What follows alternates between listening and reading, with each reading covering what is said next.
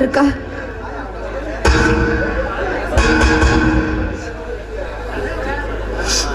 வாங்க மாமா. என்ன எப்போ வந்தீங்க? இப்ப திடீர்னு வந்திருக்கீங்க, என்ன விஷயம் மாமா?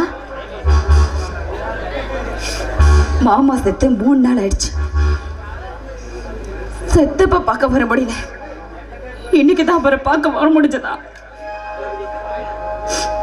சொல்லுங்க, ஒரு மாமனார் இப்பதான் பார்க்க வருவாங்களா? இப்போ நான் ஒன்றும் உங்க அப்பா செத்ததுக்காக வரல. பின்ன எதுக்காக வந்தீங்க? ஏய், நான் அவ்வளவு தூரம் சொல்லியும் எப்ப நீ என் தம்பிக்கும் உன் தங்கச்சிக்கும் கல்யாணம் பண்ணி வைக்கிறதுக்கு போனையோ அப்பவே நான் முடிவு பண்ணிட்டேன். இனிமே உன் கூட வாழ்ந்து பிரயோஜனம் இல்லை, என்னால வாழவும் முடியாதுன்னு. விவாகரத்து பத்திரிகையில கையெழுத்து வாங்க வந்திருக்கு. மாமா, அவசரப்பட்டு முடிவு எடுத்துட்டீங்க. அன்னைக்கு சீதா எங்க கல்யாணத்தை நிறுத்ததான் வந்தா. ஆனா அவ மட்டும் வராம போயிருந்தா எங்க கல்யாணம் நிச்சயமா நடந்திருக்கும். தயவு செஞ்சு அவசரப்பட்டு முடிவு எடுக்காதீங்க மாமா. சித்ரா, நான் உங்ககிட்ட பேசவில்லை, எனக்கு உங்ககிட்ட பேசுறதுக்கு நேரமும் இல்லை. நீ பேசாம கையெழுத்து போட்டு கொடுத்தீங்கன்னா போயிட்டே இருப்பேன். மாமா, கொஞ்சம் யோசனை பண்ணி பாருங்க மாமா. அவசரப்படாதீங்க மாமா. அக்கா மேல எந்த தப்பு இல்லை, தயவு செஞ்சு புரிஞ்சுக்கங்க மாமா. சித்ரா, நீ அவர்கிட்ட கெஞ்ச வேண்டிய அவசியம் இல்லை. உங்களுக்கு என்ன, விவாகரத்து பத்திரத்தில் நான் கையெழுத்து போடு, அவ்வளவுதானே? கொடுங்க. அக்கா, உனக்கு என்ன பைத்தியமா பிடிச்சிருக்கு? ஏக்கா இப்படி பண்ற? சித்ரா, இது எங்க குடும்ப விஷயம், இதுல நீ தலையிடாத. கையெழுத்து விடும், பணம் கொடுங்க.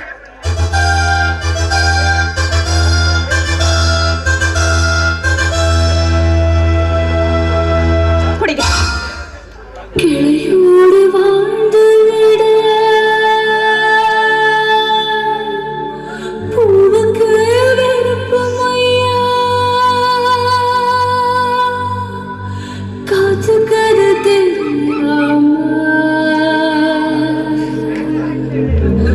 உதிரியாகுதையா.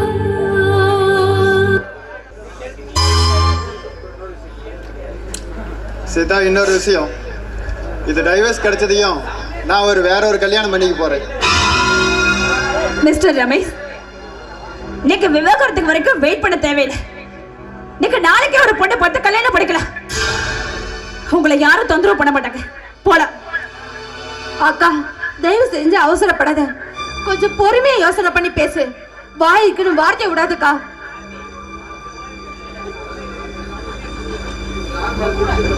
இந்த ஆள் மேல எனக்கு பைத்தியம் தான். இத்தனை நாளா இந்த ஆள் மேல வச்சிருந்த பைத்தியம் எனக்கு இப்பதான் கொஞ்சம் கொஞ்சமா தெரிய ஆரம்பிச்சிருச்சு. மிஸ்டர் ரமேஷ், தயவு செஞ்சு கிளம்புறீங்களா? நீ இவ்வளவு சீக்கிரம் எனக்கு கையெழுத்து கிடைக்கும்னு நான் எதிர்பார்க்கவே இல்லை. எனிவே, தேங்க்யூ, பாய். அக்கா, உன்னால எப்படிக்கா இப்படி ஒரு காரியத்தை பண்ண முடிஞ்சது? சொல்லக்கா. அக்கா, நாம 2 பேரும் யாருக்கும் எந்த பாவமும் செய்யல. நமக்கு மட்டும் ஏக்கா நம்ம வாழ்க்கை இப்படி ஆகணும்? சொல்லுக்கா. இங்க பாரு சித்ரா, என்ன பொறுமையா இருக்க சொல்றேன். ஆசை 60 நாள், மோகம் 30 நாள் சொல்லுவாங்க. ஆனா அந்த நாள் கூட எங்களுக்குள்ள முடியவே இல்லை. ஆனா அதுக்குள்ள விவாகரத்து பதத்துல கையெழுத்து போடுன்னு வந்து நிக்கிறேன். இனிமே இந்த ஆள் கூட நான் எப்படி சந்தோஷமா வாழ முடியும்? முடியாது. என் வாழ்க்கையில இப்படி நான் நடக்கணும் தெரிஞ்சிருந்தா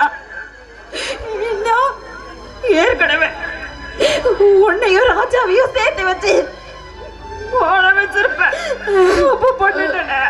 அக்கா, நம்ம வாழ்க்கை இப்படி ஆயிடுச்சு.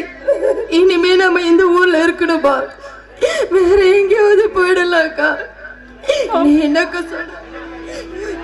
ஆமா சித்ரா, அப்ப நம்மளை விட்டு போனதுக்கு அப்புறம் இந்த ஊர்ல நமக்கு யாருமே இல்லை. இனிமே இந்த ஊர்ல நம்ம இருக்க வேண்டாம், எங்கேயாவது போயிடலாம். சித்ரா, சீதா, யாருமே இல்லையா?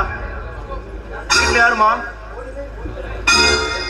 ஆமா, நீங்க யாரு? இங்க எதுக்கு வந்திருக்கீங்க? உங்க அக்காவை பார்க்கணும், வர சொல்லுங்க. எதுவா இருந்தாலும் என்கிட்ட சொல்லுங்க.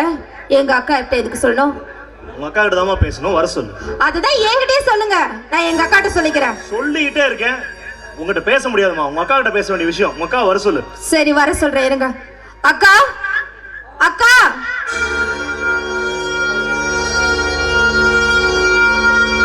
சீதா, உனக்கு விஷயம் தெரியுமா?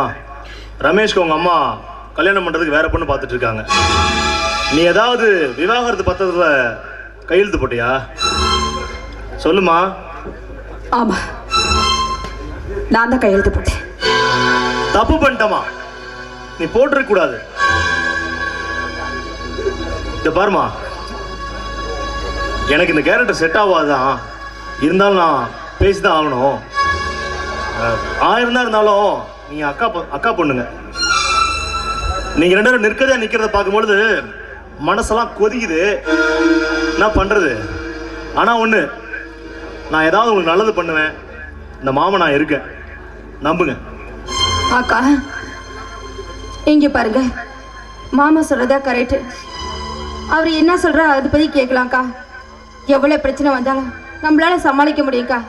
இல்ல சித்ரா, என் வாழ்க்கையில தான் எல்லாமே முடிஞ்சு போச்சு. இதுக்கு மேலேயும் அவர்கிட்ட போறோட என்ன பிரயோஜனம்? ரொம்ப நன்றி. எங்களுக்கு நான் யாருமே என்ன நினைச்சு தவிச்சிட்டு இருந்தோம். எங்க அம்மா கூட பிறந்தவரா இருந்து எங்க மேல அக்கறைப்படுறீங்களே, போதும். இது ஒரு நல்ல கூட மட்டுமே போதும். அக்கா, மாமா தான் இவ்வளவு தூரம் சொல்றாரு, நமக்காக கேட்கறதுக்கு ஆள் இல்லைன்னு தானே அவங்க இப்படிலாம் இருந்தாங்க. வாக்கா, மாமா கூட போய் நம்ம கேட்கலாம். ஒரு விஷயம், ஆனா பிரச்சனை வரும், நீங்க பயப்படலாம். விடுதலை பத்திரத்தை கையெழுத்த போட்டுருப்பேன், என்ன பண்றேன்னு சொல்லிட்டு. நான் ஜகஜால கில்லாடி. நீ ஒண்ணு மட்டும் பண்ணு, அந்த கையெழுத்தை நான் போடல அப்படின்னு சொல்லு. மிச்சதெல்லாம் நான் பாத்துக்கிறேன். ரமேஷ் கல்யாணத்தையும் நிறுத்திடலாம். என் உயிரே போனாலும் பரவாயில்ல.